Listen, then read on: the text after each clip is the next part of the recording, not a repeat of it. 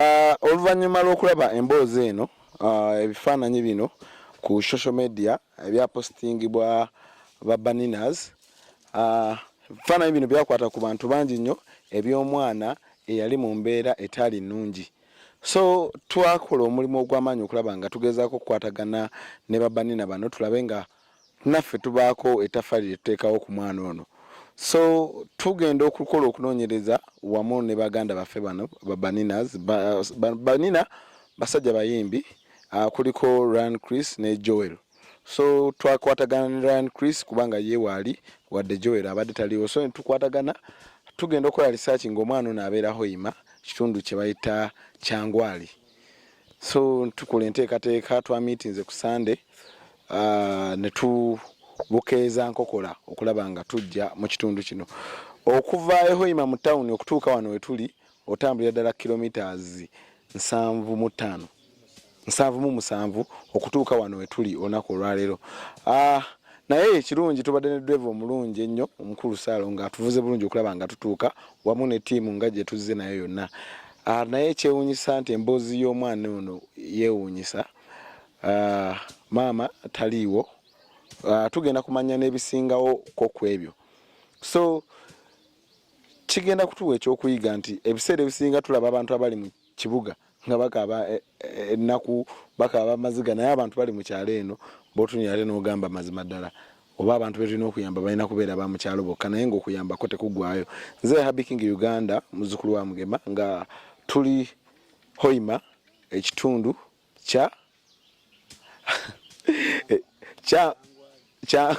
Kyangwale. Okay, kale ngenda kusaba n'engateko tutambule mpola mpola tulabe nga tutuuka tukutwala mu mbeera nga bwetambudde. So gy'olaba ntambula nzira eno ye wali abazadde, jjajja abeera n'omwana wamu ne muganda wange nga wenkunyonyodde, Ryan Chris gwe twatambudde naye, era nga kyamukwatako nnyo ffe twegasse bwegassi ku mbeera eno okulaba nga twongera okumanya embeera y'omwana naki kye tuyinza okukolawo. Twebaza abo bonna bonna abavaayo ne muyita ku mutimbagano gwa Facebook ne mukola contributions ez'enjawulo nga Ryan wabadde atutegeeza. Naffe twegatta ku mmwe kubanga naffe twayiteera ku Facebook okulaba nga tukola contribution ey'enjawulo. So abakulu b'olengera wali omukyalo oyo n'omukulu oyo ye taata oba jjajja w'omu maka muno, omukyalo oli gw'olengera ye jjajja w'omuto. Kyamukisa mulungi nti omuto tumusanze ali mu kwerongoosaako kunaabako, naye nga kyamukisa mulungi nti tumaze ne tutuuka. Ttiimu y'okukyalo nayo kweri tugisanzeewo. So tugenda gezaako okumanya ebitonotono ebikwata ku mwana ono kubanga omanyi tosobola kukwata mwana n'omujja mu bazadde ng'ate tutegedde kituufu. So twebaliza ddala, nyongera okwebaliza ddala abo bonna bonna abavuddeyo ne bacontributinga ku nsonga eno kubanga okuyamba guba mutima. Tetulina gwe twakase wabula abantu bayiseewo ne boogera ne Ryan Banina, Chris Banina ne bagezaako okukola contribution ez'enjawulo. So nga wetugendera ddala mu maaso tovaako, tugenda kwongera okumanya ebisinga kawo. Nze Happy King Uganda muzzukulu wa Mugema, subscribe, share, tukyagenda ddala maaso tovaako.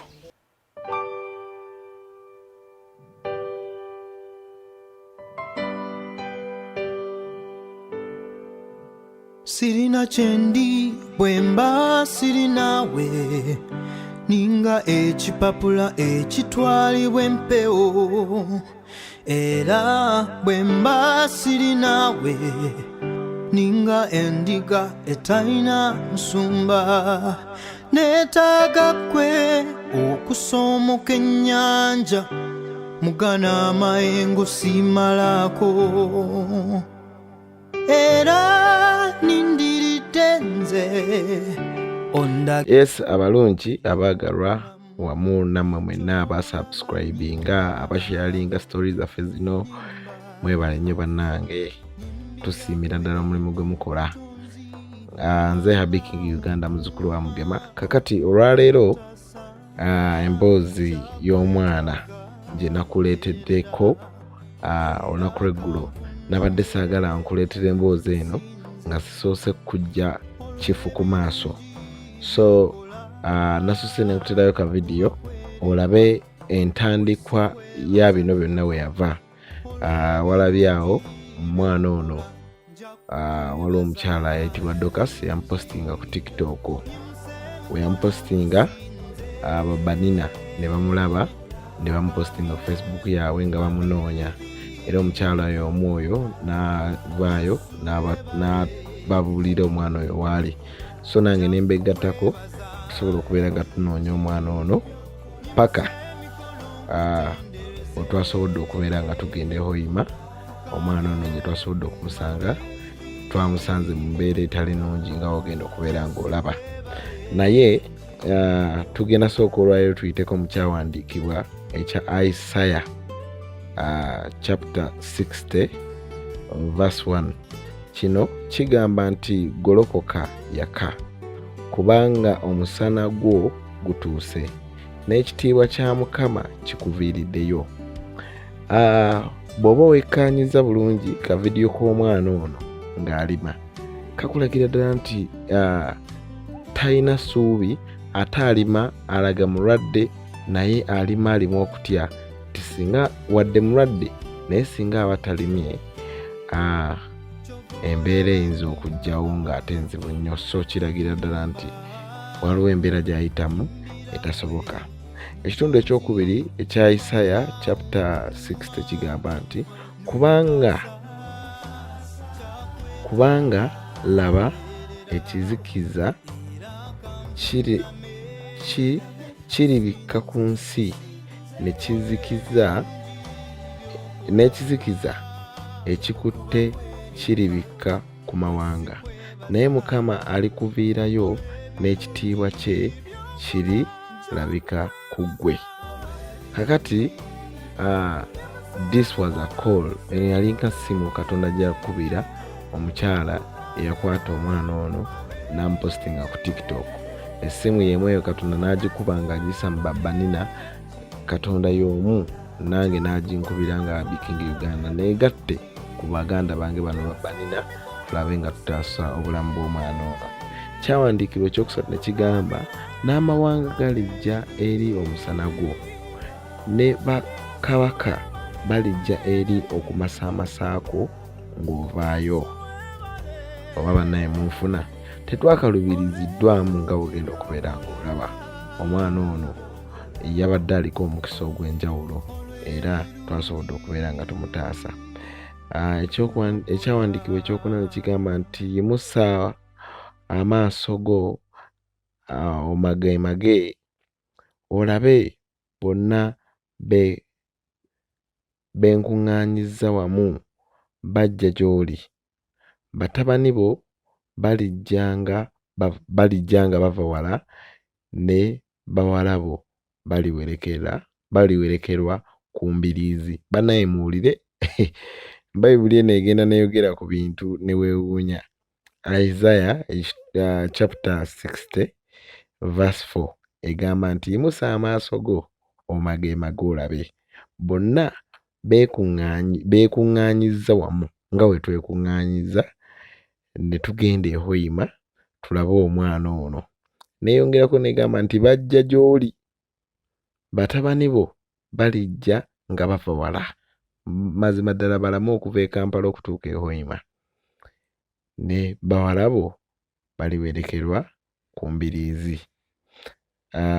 Ekitundu ekyokutaano ne kigamba nti awo n'olyoka olaba n'oyakirwa, n'omutima gwo gulikankana ne gugaziyizibwa, kubanga obusukkirivu buli mu nnyanja bulikyusibwa gy'oli, obugagga obw'amangu buli kujjukira. Kale munansonyiwa bannange okubayisaako mu kyawandiikibwa bwe kityo. Kakati ensonga lwaki mbadde mbayisizaako mu kyawandiikibwa kino, kubanga tuli mu lugendo twolekere Hoima, naye Katonda aleetedde omwana ono omusana ng'omusana guno ffe baagutisse tugutwale gumwakire ng'ekyawandiikibwa bwe kigamba. Era omwana ono nga bwe tumanyi nti ye Simon Peter mulungi ng'erinnya lye agolokose. Kale neebaliza ddala abasubscribinze abasharinze munnange nno mu lugendo lwaffe tulina bye twakyamyeko ne tulya emiyembe ne tukubaakubako ku buyembe. Olugendo lwatunyumidde wadde lwabadde luwanvu naye twasobodde okubeera nga tutuuka bulungi. Kale ogenda kubanga olaba bulungi nga bwe twatuuse na buli kimu. Nze Happy King Uganda muzzukulu wa Mugema.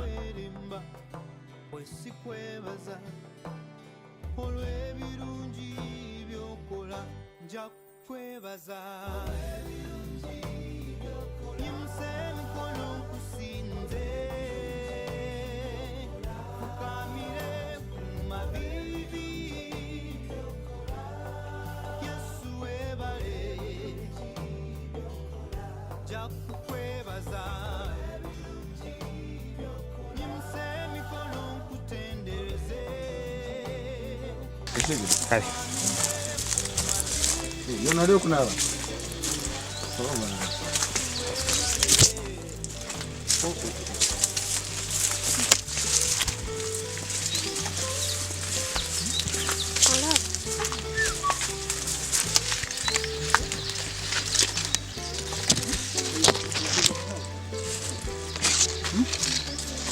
Amazi ngate gamala. Tugambe bamuleetera. Aliwa ayina amazzi amalala.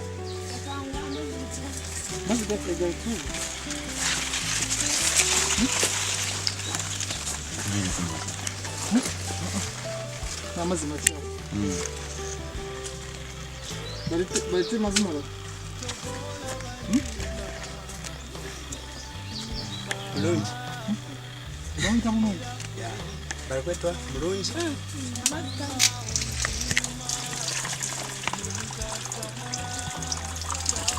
Oja mazi. Naba mazi.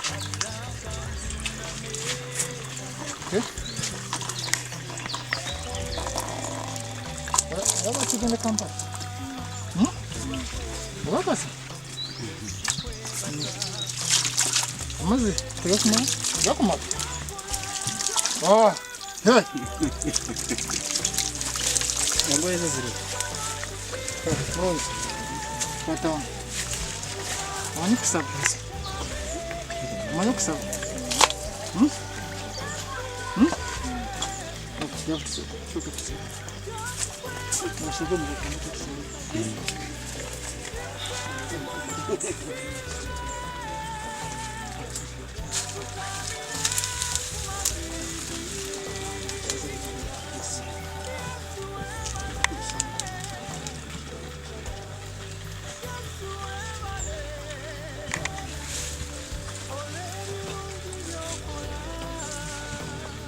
Abatulaba ku mukutu gwa Facebook wamu n'ogwa YouTube nze Happy King Uganda ndi ne muganda wange mwenna mumumanyi ono ye Chris Banina.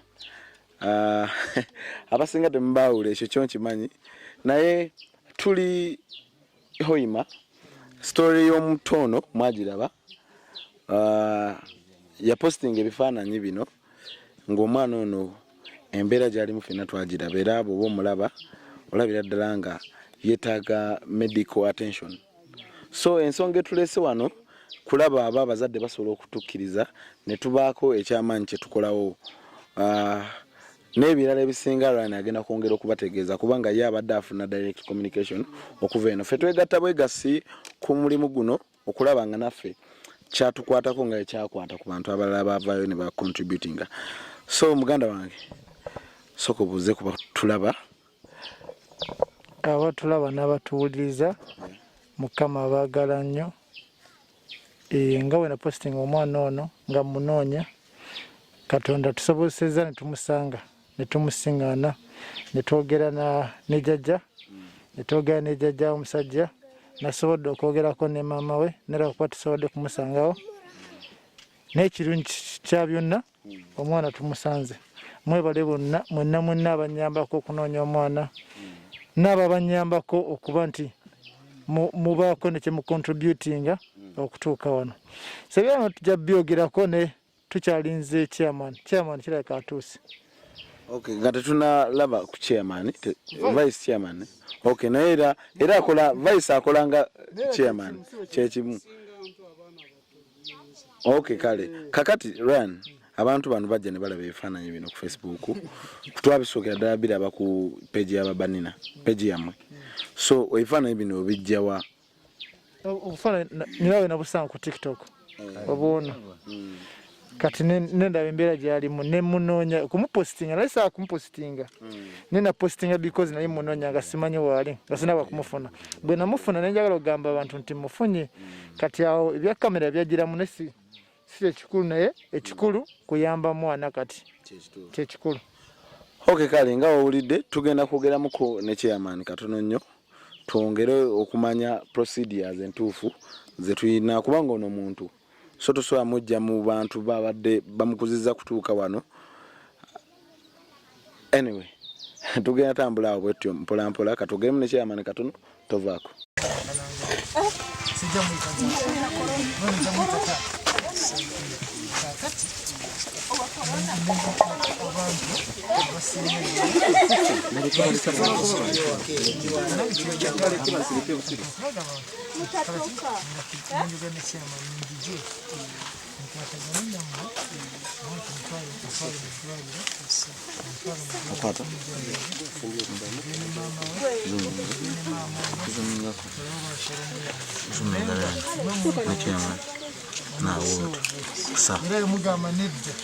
era bukolokolo nga bwe nazze lugayo gakola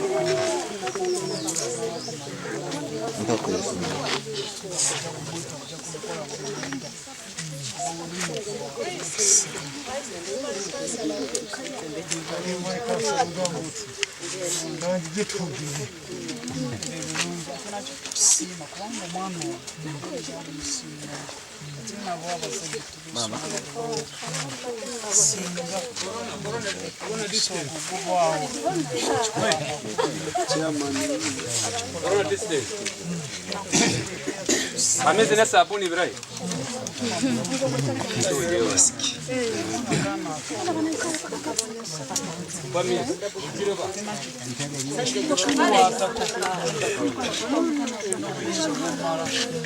Adora kuwatumalira msobora.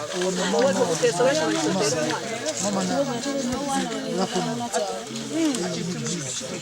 Kazi na mwana pakozeleseka hapo.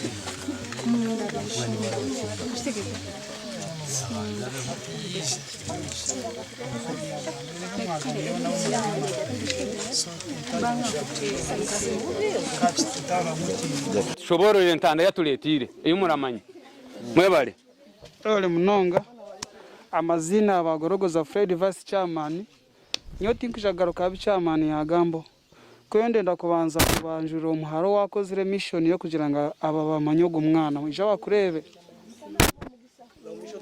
nyawo ubwo mushoka karebo umwana yampisa report yangira ati omwana mutere kishani konka natina family kuza kugamba nabo aboko babo abunsindikiye kisani bangambira bayenda kwisha konka ndi kwebuza ndatande kanta hati yagaruka yazo chairman again chairman yabona kufune namba yaba konka kurabira hajogo ugumara kagira mutima murungi ni musima so twatina nk'abantu b'obujunanzi bwanka abacharo turatina omugisha kandi ogumwana ogunatwe tukafuna amakuru mingi garafa y'ogumwana konka twabugo mulingo chonka ruhanga tomanya echabaga biciro omuntu chance ni yejo ogumwana abati tukabamanya nko kucyamane yakigamba no gumara takatumanya twene tukamanyanga na konka ruhanga ni wari kuvuganisa abantu tukamanya ogumwana kiraze kumurugamo wako no mwana muto chesi yeti kumanya yes kuko wakigamba ariko cyabo kanshabe abatutagiye obwire aho kubagaruka Kampala turire kibaze kutugambira mwe bari muno Buza kubanta amanyago Like my name's Kukiza Dokase. The first time bagigire ulimi lwabwe Nanti I'm no nange I don't know their language. Uri muki I'm a Mnyoro. yugire urunyoro Okay. empako yawe Aboli. Nkwenda kubasima nywe nabataka. Ego like tikyanguhire kugamba kutera omuntu ekisisani okapostinga omuzairo nda agamba ekisisani nkamuzei agamba gesisani yo mwana wange mu bitwala nka abandi ni babahambya orundi na tuhambya no tuhambya abo kuba tubantu turaba tugenda afamu niho mwana tumurolera tubantu tugenda afamu choka nyonka feelinga omwana onu every morning tumusanga ikalira onayo tom sana sunbathing every morning yagamba but no condition yaye etali nungi so nya feeling attached nyoy nkawa ntane ki omukole abati nya taking ambe akasani na kagenda viral then Chris yakarola ni how so niho ahikira maybe ruhanga niko yamtekanirize mwebale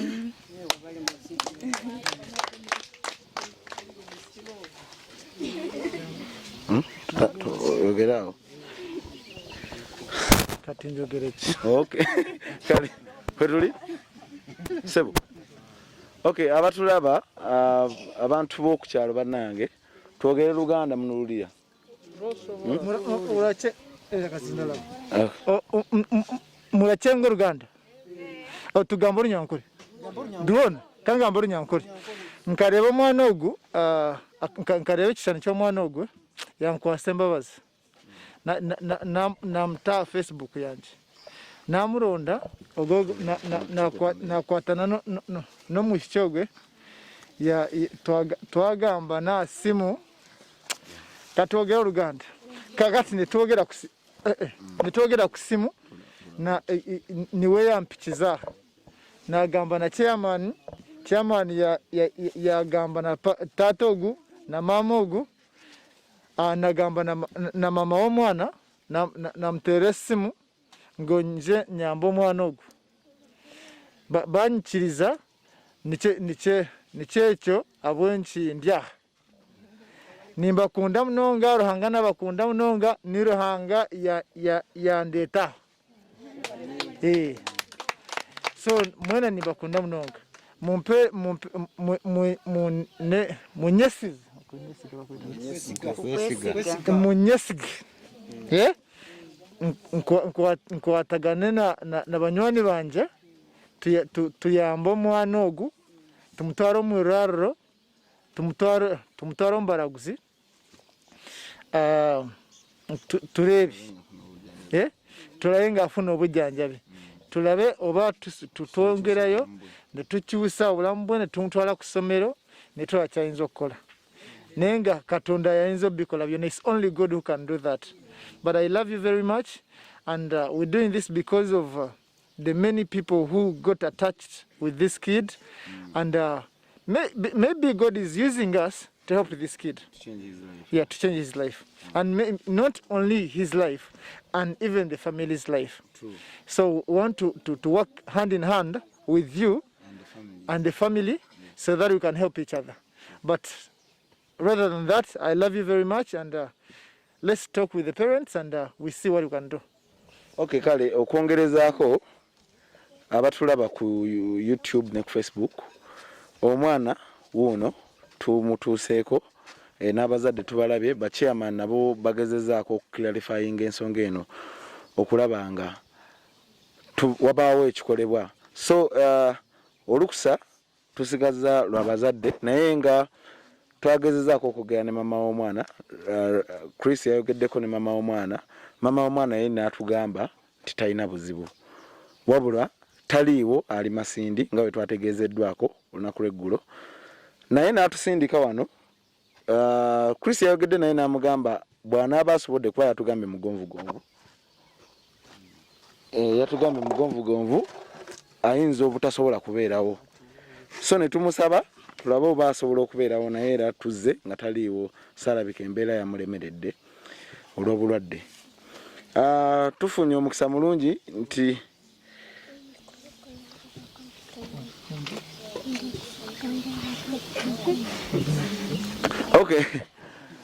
tufunye omukisa nti n'abantu b'oku kitundu tubasanzeewo. So waliwo obujulizi obumala singa jjajja mukyala ne jjajja mwami baba batuwadde omutono ne tugenda naye, waliwo obujulizi obumala abantu kakasa nti abantu abaatwala omwana bafaananayo batyo.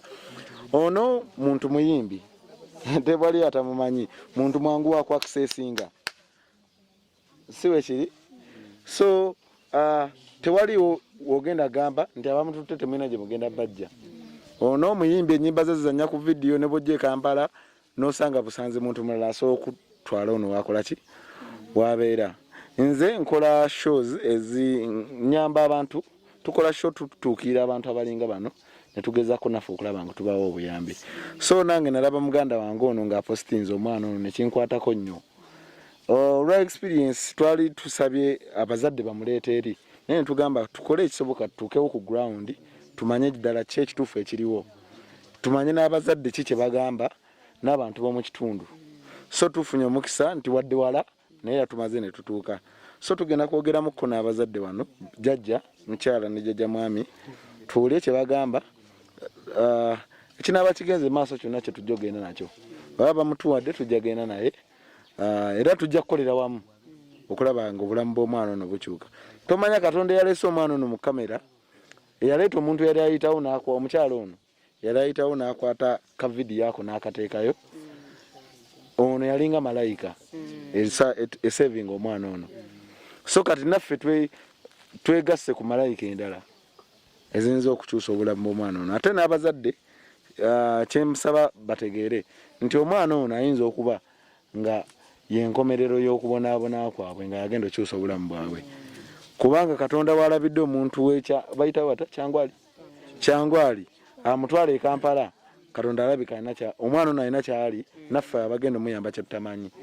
So tusaba abazadde bakole wamu naffe ne Katonda batukkirize tugende n'omwana ono, naffe tukole kye Katonda kyatutumye, kuba this is a call. Katonda yakubidde omwami ono, omukyalo oli essimu yamukwata n'akubira ono n'akubira nze, essimu ezeevuga Katonda gyakubye. So twagala essimu evugire n'abazadde bakkirize tugende. Kale bebyange kale Rani kayogeremuko n'abazadde wano ne jjajja jatubuuzaako ko mu kamera edda, jjajja mwami ne jjajja mukyala. Kale omukyala ono gwendi naye ye women counselor w'ekitundu kino omulonde. Wali waki bakulondera ku kadi ki? Yero already. Yero. Kale natugendera. Kale tewali buzibu.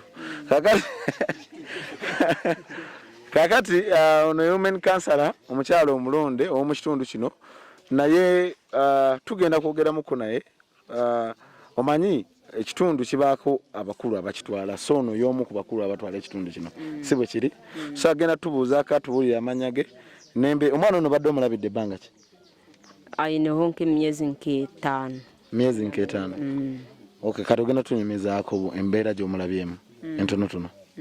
Okay kale osobola okwogera mu Luganda n'Olunyankole Lunyankole Lukiga tewali buzibu kale soko obuze kuba kulaba amazina ntugumisirize Jacqueline Women Council Parish nyowe kusigikira ha mwana ogu ubwira umumazire mulebire mbere ndareba Embela etabonire kandi n'abazire Embela zitabonire ezo kubasa kumufaho chonka tubere tucyagira ngo tugire nko kutwaba nabo tugire nko twatereza chonka bibere bicyaremire so ngene twatunga umugisha kuruga abantu aba kubasa kuyamba umwana gutura basima munonga mwe bale kwija kandi mukama wabasa kurabira muri imwe abase kubakozesa umwana ugu abase kutunga ubujanja bibwena abase kubakurungi ninje nti nabataka bamwe hine ukuba baramanya information y'ugu mwana kuko Embela zazira bazitabonire chonka tubetaka bwine nke kitwacwamo abataka badete bakugamba abataka badete bakugamba badete bisingo badete bimanyi barebe abarangambira nyija ndeba chonka harebe nanta ibina barabatarangambira yiro information zitungirokwe chonka tugezeho na bacayimani chonka enchwa mutu betaka jibwini chonka twabona ruhanga yabasa kutuyamba mwijiramo mwija muri nka ruhango buyarabire mu mase kuja kuyamba umwana ugu mwe turabasima munonga mwe bale kwija kandi nywe ningira nti naha bwanje abazerete bashemere kurango bayanga narabashaba bagira umutima gwo kwikiriza habwo kuba ecyo kubanza mwajya ngo baragenda nimwe babahe umuntu wo kugenda nimwe abase kumanya umwana ogwe ali kuzahe bamanye bukakafu umwana yazoku kandi yatungira ku bujanja turya bamubase no kubahe namba yesimu babase kumanya bararondera umwana ogwe nabwo cyo turabasima munonga kandi turabashaba nembabaze zimwagumiza mugumize mu yamba abantu umutima ubwo mutaliyo abantu bongere okuyamba abantu mwe bale munonga kwija kandi abatangirira munonga mu kicweka kitu ntabwo kikogwe kimwakoramo kandi muri basyaka mukija n'ikikogwa kirungi nkeki so turabasima mwe bale munonga mwagarukireyo mugarukeyo n'obusinge okay kale mumulide mu byempulidemu bana bakulu mu byempulidemu mukyalo nagambye nti kijja kola bulungi singa tufuna omuntu nagenda naffe namanya omwana oyo wawalaze abafunye obujjanjabi nekitabeerawo nti omwana bamutwala tumanyi waje bamutwala si ekyo ni kyekyo bagara ninkicenga nakichenga wakicenga okay kale tuyanziza nnyo kale mwe bale munonga kale mukama akuwomukisa ni mu mugaruke n'obusingi kale tuli abantu betuli mu olulimi ndoza mululira naye kyemmanya abantu abalaba program zino bangi so mulimu abategeredde ddala abalabidde ddala so tuli wano n'omutono amanya ge tujja mubuuzaako ndowooza edda nga ne Chris bwayogerako n'abakulu okay omukyalo ono gwendi naye ye women councillor w'ekitundu kino omulonde wali waki bakulondera ku kadi ki yero already yero okay kale natugendera kale tewali buzibu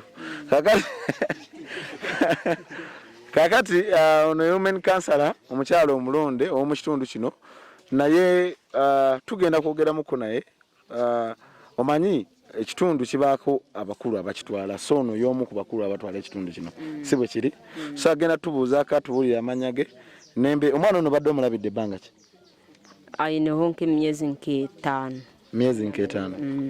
okay kale ogenda tunyumizaako embeera gy'omulabyemu entonotono okay kale osobola okwogera mu Luganda n'Olunyankole Lukiga tewali buzibu kale soko obuze kuba kulaba amazina ntugumisirize Jacqueline Women Council Parish nyowe kusigikira ha mwana ogu ubwira umumazire mulebire mbere ndareba Embela etabonire kandi n'abazire Embela zitabonire ezo kubasa kumufaho chonka tubere tucyagira ngo tugire nko kutwaba nabo tugire nko twatereza chonka bibere bicyaremire so ngene twatunga umugisha kuruga abantu aba kubasa kuyamba umwana gutura basima munonga mwe bale kwija kandi mukama wabasa kurabira muri imwe abase kubakozesa umwana ugu abase kutunga ubujanja bibwena abase kubakurungi ninje nti nabataka bamwe hine ukuba baramanya information y'ugu mwana kuko Embela zazira bazitabonire chonka tubetaka bwine nke kitwacwamo So abataka badde tebakugamba obadde abataka badde tebakugamba badde ebisingo badde tobimanyi barebe abarangambira nyija ndeba kyonka lebinanta ebina barabatarangambira iro information zitungira okwe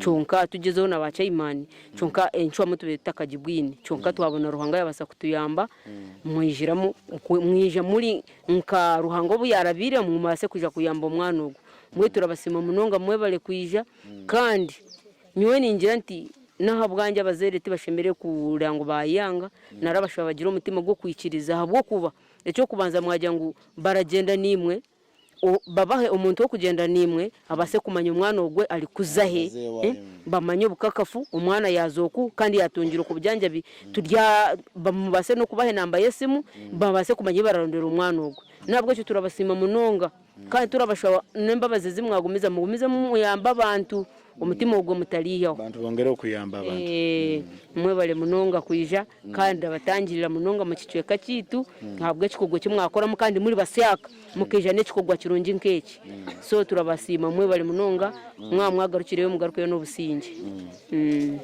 okay kale mumulide mu byempulidemu bana bakulu mu byempulidemu mukyalo nagambye nti kijja kola bulungi singa tufuna omuntu nagenda naffe namanya omwana oyo wawalaze abafunye obujjanjabi nekitabeerawo nti omwana bamutwala netumanyi waje bamutwala sikyekyo ni kyekyo bagara ninkicenga nakichenga wakicenga okay kale tuyanziza nnyo kale mwebale munonga kale mukama akuwomukisa ni mu mugaruke n'obusingi kale tuli abantu betuli mu olulimi ndooza muluwulira naye kyemmanya abantu abalaba programu zino bangi so mulimu abategeeredde ddala abalabidde ddala so tuli wano n'omutu ono amannya ge tujja mubuuzaako ndowooza edda okay abatulaba omwana yono tuli naye naye tugenda gezaako okunyumyamuko naye wadde olulimi silutegeera bulungi so amanya amazina gaabo Mulungi Simon Peter. Mulungi Simon Peter. Osoma? Ulejera nkati. After the sheet. Nkati? After the sheet. Ha, you get the somero na esiri. Master? You get the somero na esiri tegedde. Garuka mutuli. After the sheet. Okay, somero lya somera ko ba master the heat was teririyo. Naye nga yasoma. Ozaga kwega ishomero.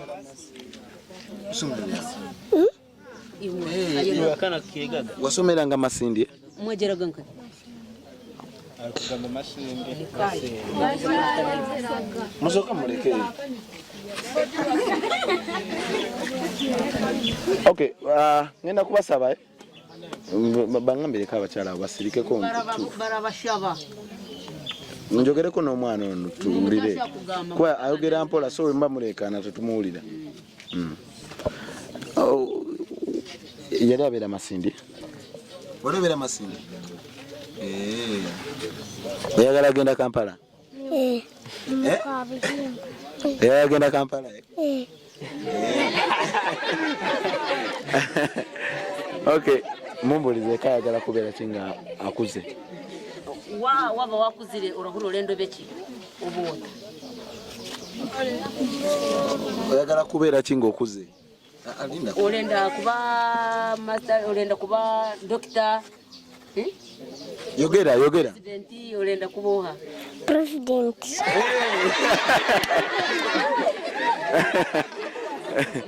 Okay omukulu oyagala kubeera president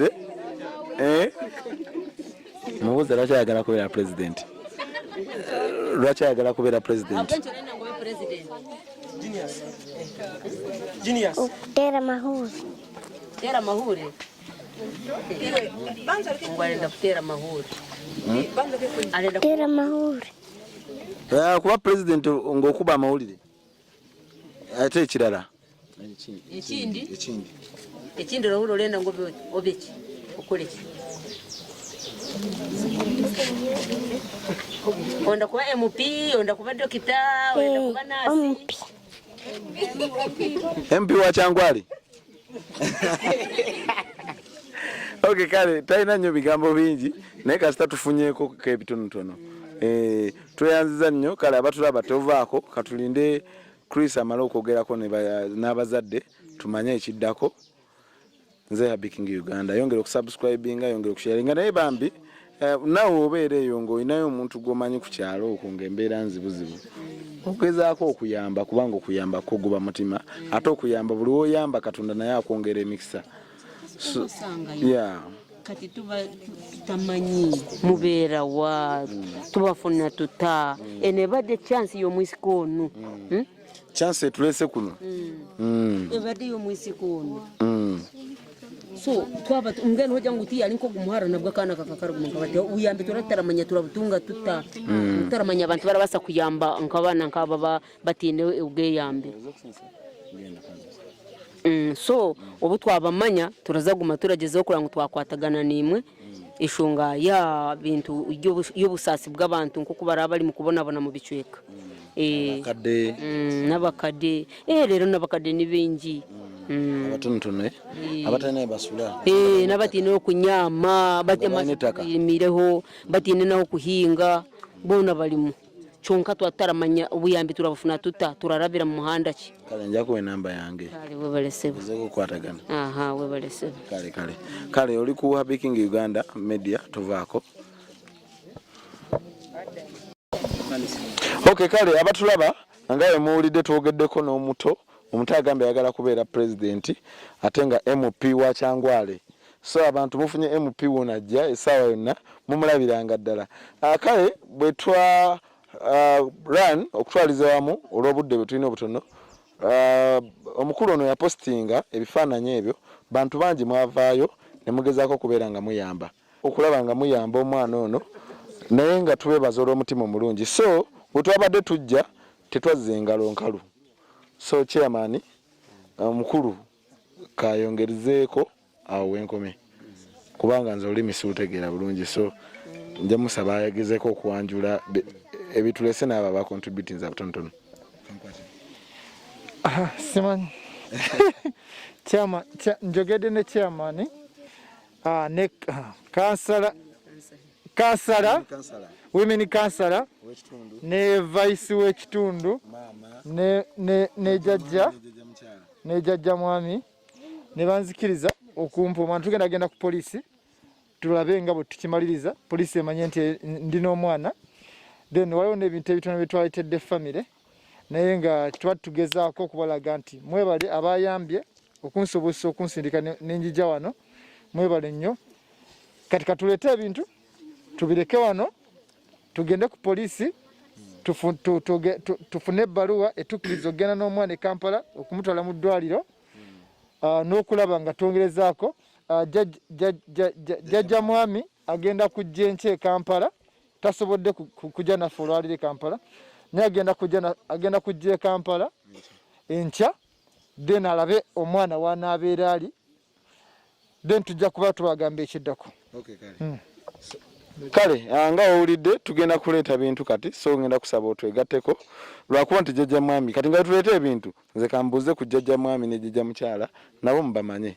Kale tuvaako so jjajja njogera Luganda lumanyi bulungi kale ogamba ote taata bulungi teba jebereseba kale soka yanjwire kuba kulaba amazina nikawagambe John ndiyo mwikazi wa Kikora Butole parish Kyangwali sub county webale kuma muzzukulu ono akaana akantwire nako obwire bwingi kyonka obwire bwikire karwara kandemerera ati nakakwasa omushiija ogwaze kukalebera kwisa ahikara abonere kakaba kashakarungi njagala awoddemu bulungi njagala omukwate bulungi awo omwana ogu namukwasa omushiija ogu aze ogu Brian Chris baranyeta Chris Banina Chris amuleberere kwisa ahara akirira kaba kurungi kare tinesho ati nkiriza ati nyine buzibu bwona ahara mutware nyenshaka ninza kumushanga yendeba yamutwara omanyi waba mutute nicheche nango mayindu ulira muko jjajja mukyala tubuuzeeko tumanye amanyago vuga mu Kinyarwanda baraza musibire muta tulije ganje ninye tumusema Scovi ugu n'umwana wanje ni mwijukuru wanje nakiriza kumuha mushije ogwa mutwali mushiza Banana kulisi agenda mureberere hangani wakumanya nyensa karengishe nkuru naza kuzayo kuhareba nyina umwana atariho takize conka nani nihira ko arayize nawe naza kuzayo yabagambira tyariho buzibu bwena tyariho buzibu bwena kugira ngo umwana ugu yagenda ishe nkuru naza kuzayo harebe na muharanje ko naza kwija naza kuzayo munani mugenda mukama baho mugisha twasigara na cyamani kasa tuli na cyamani na kansara tyareshonga yona mugendeje kale nga owulidde omanyiza olimi nduwulira muko jjajja mukyala ne jjajja mwami batukiriza era jjajja mwami ne jjajja mukyala bagambye omwana ono bamukwasiza ali mu mikono aduduse omwana ono ali mu mikono gya Banina Chris so ono yamwinako obuvunaanyizibwa bwe binaggwera ku poliisi kubanga abazadde be bamutuwadde so ali ku poliisi kuteekako mukono kulaga nti omwana avudde mu kitundu kino agenze n'abantu we bati ne we bati poliisi okusigaza obujulizi obwo so twebaza abo bonna batukwatiddeko okulaba nga tuyamba omwana ono mwebale nnyo mwebale ddala tugenda kugoberera emboozi eno paka ku ddwaliro ne jjajja nga azeeyoko mu kibuga so tovaako katugezeeko okubawa ebintu ali tudduke olw'obudde ndikusiima omulundi ogundi abataka hamwe n'abagenyi biitu abaase kwikaaha kuruga Kampala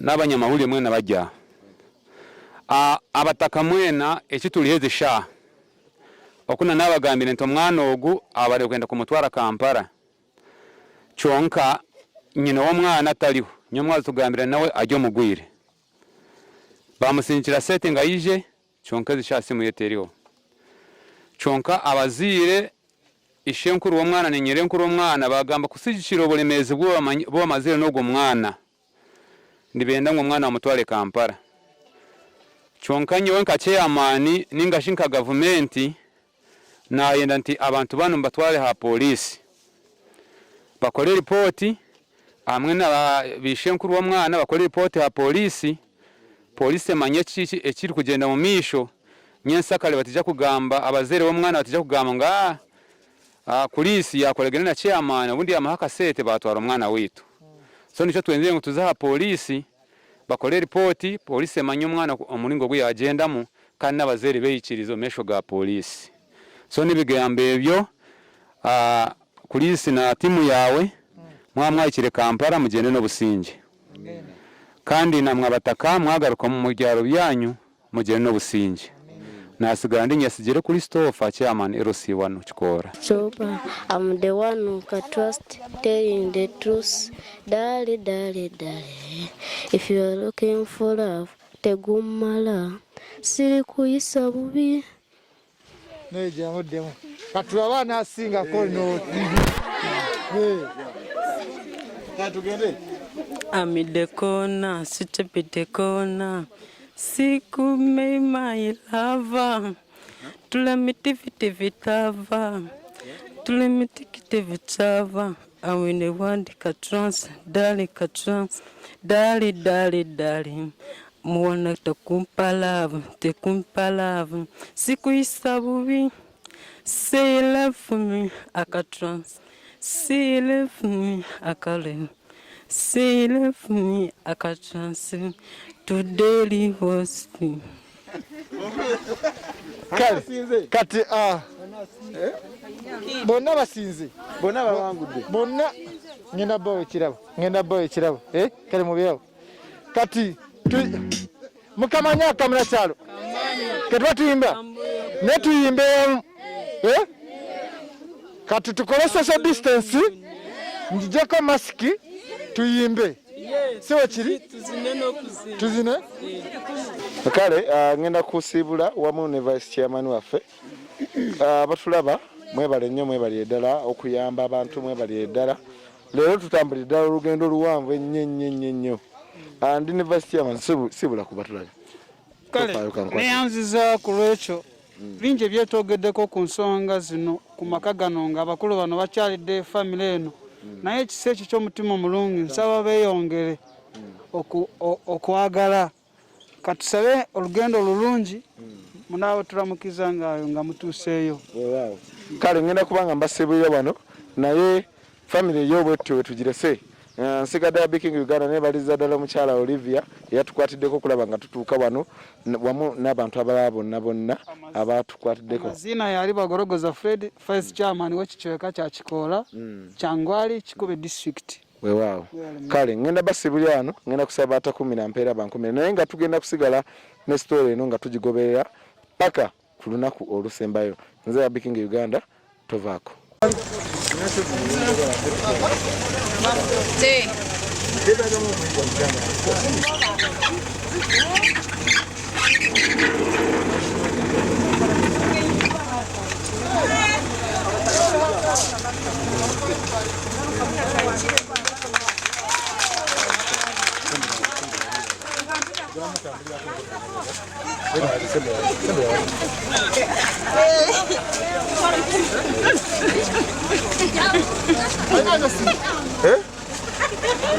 Eyo.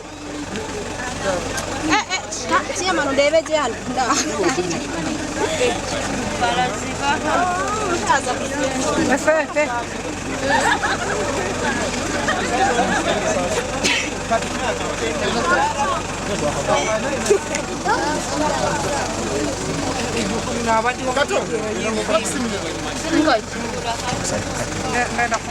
And I got to know about the kid, so I came to help the kid.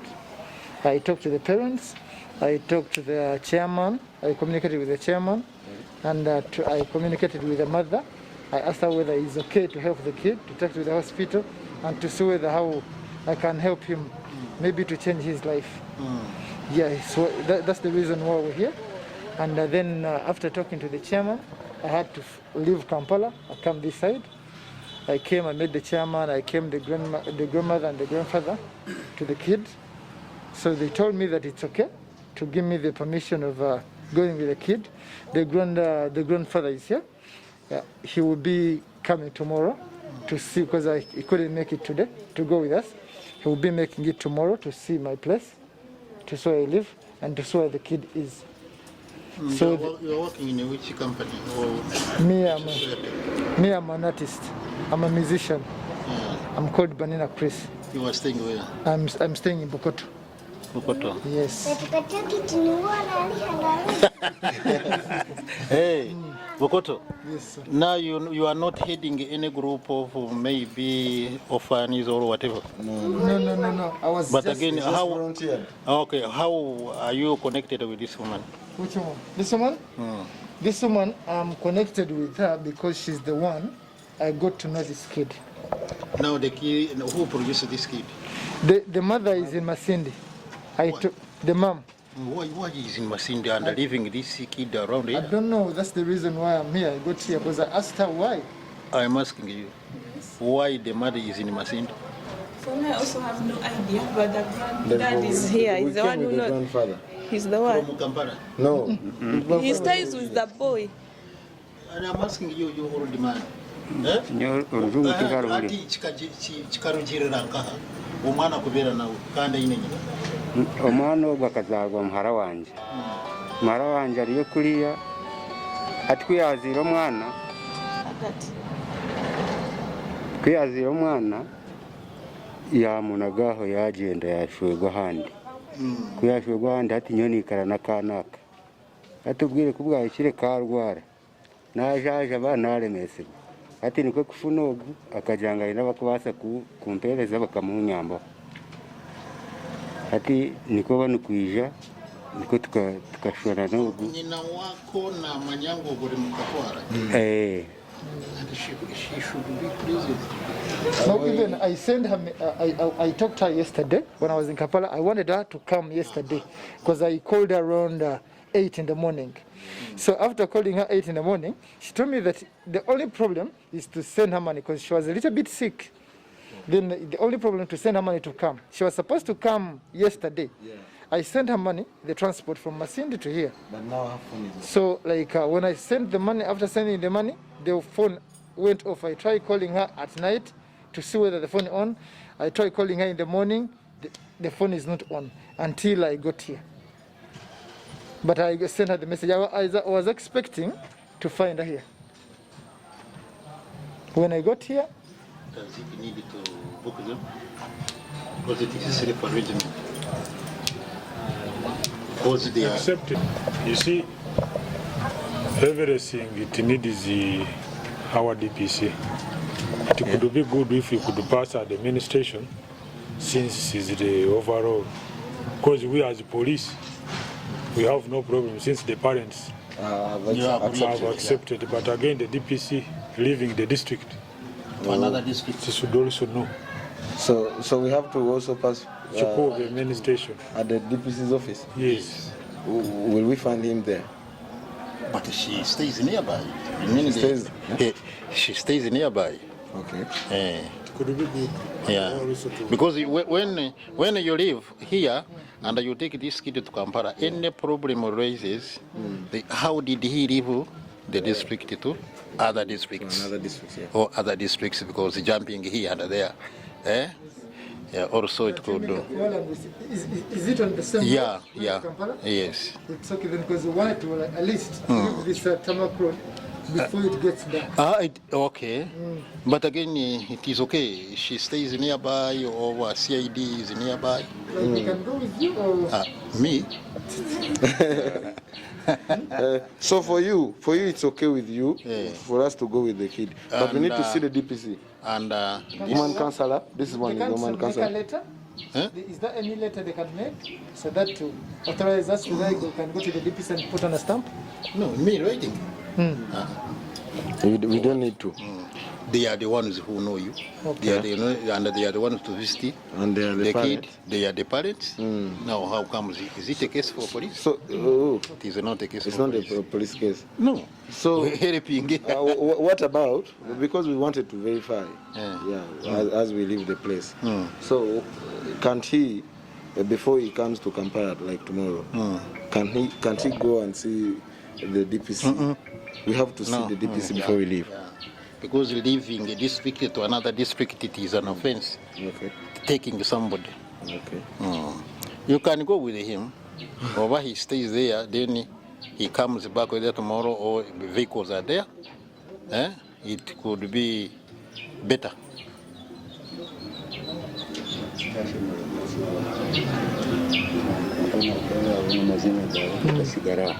No, what I'm telling you, you go with these ones to confirm with the DPC that you are the one who has allowed. Okay, ni oze yo mugambiro ti mwishukuru wanje ninyi nambahereza bagume banyambe bamuteke mwishonga. Uragamba noha na mukuru wa security wa district. Okay. Oine namba ye? Oine namba ye?